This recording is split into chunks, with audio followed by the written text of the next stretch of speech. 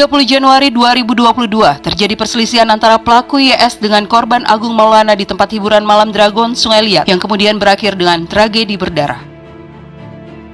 Pelaku YS menikam bagian lengan dan dada Agung dengan besi bergagang mirip obeng yang akhirnya menyebabkan pemuda warga nelayan 2 Sungai Liat itu roboh meregang nyawa.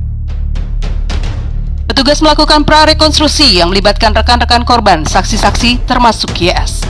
Penyidik melakukan pemeriksaan terhadap rekan-rekan korban yang pergi bersama Agung malam itu termasuk pengunjung kafe Dragon sebagai saksi. Namun, selesai diperiksa tak satu pun yang mengenali pelaku dan melihat dengan jelas seperti apa kejadian berdarah yang terjadi malam itu. Pada malam kejadian, YS sempat ikut digelandang ke Mapolres untuk dimintai keterangan. Polisi agak kesulitan mengungkap kasus pembunuhan ini. Dalam proses pengungkapan kasus ini, tim Buser Polres Bangka dibantu tim Jatanas Polda Babel. 2 bulan berlalu pasca tewasnya Agung, pihak Polres Bangka didatangi oleh warga nelayan 2 Sungai Liat beserta kepala lingkungannya, Syarifuddin.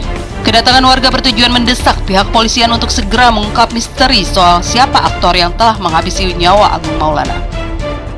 Proses penyidikan tidak lantas bergulir cepat, pelaku YS sendiri sempat beberapa kali dimintai keterangan.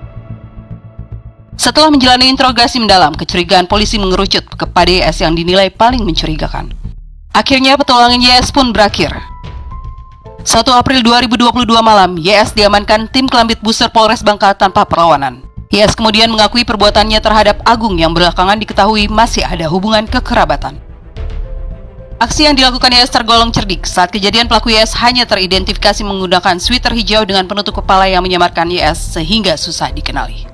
YS mengaku, usai melakukan penikaman terhadap Agung, dirinya langsung kabur keluar. YS menuturkan bahwa dirinya lari ke arah hutan di sebelah kafe Dragon dan menghilangkan barang bukti dengan membuang sweater dan benda mirip obeng yang digunakannya untuk menikam Agung ke laut.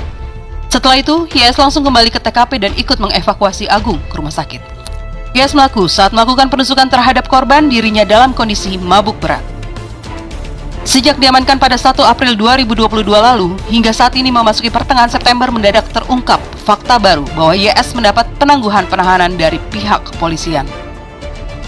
Kabar penangguhan penahanan YS dibenarkan oleh Kapolres Bangka AKBP Indra Kurniawan. AKBP Indra sendiri awalnya terkesan enggan menjawab pertanyaan wartawan. Ia mengatakan agar hal ini lebih baik dibicarakan di kantornya saat dimintai konfirmasi tentang kepastian kabar penangguhan penahanan terhadap YS. AKBP Indra menuturkan bahwa saat ini prosesnya masih terus memenuhi data bukti terkait peristiwa yang menghabisi nyawa warga nelayan 2 Sungai Liat tersebut. Indra Kurniawan mengatakan kemungkinan pekan depan perkara tersebut sudah bisa P21 ke kejaksaan. Kabar penangguhan penahanan terhadap tersangka YS pun terdengar oleh Syarifuddin Kaling nelayan 2 Sungai Liat. Ia menilai bahwa penangguhan penahanan saat tidak pantas, mengingat YS merupakan seorang pelaku pembunuhan. Warga Sungai Liat mengaku khawatir dengan kabar penangguhan penahanan YS. Menurutnya, dari perkara yang dilakukan YS, jelas keberadaan YS bisa menimbulkan kekhawatiran masyarakat dengan caranya menghilangkan barang bukti.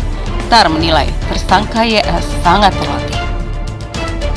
Direktur Lembaga Bantuan Hukum KUBI, Cahya Wiguna SHCLA CLT, menilai penangguhan penahanan terhadap YS lebih kepada tidak profesionalnya penyidik kepolisian. Cahya menilai penangguhan penahanan yang diterima oleh YS selaku orang yang diduga sebagai pelaku lantaran pihak penyidik tak lagi punya alasan untuk menahan. Cahya sendiri menyayangkan penangguhan penahanan terhadap YS. Proses penyidikan telah dilakukan sekian lama dan tersangka ditahan. Akan tetapi, penyidik belum mampu menyelesaikan berkas untuk dilimpahkan ke kejaksaan.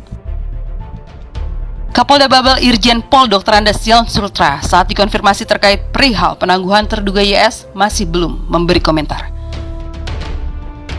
Sementara itu, hingga berita ini diturunkan, pihak keluarga Agung Maulana masih dalam upaya dihubungi oleh wartawan.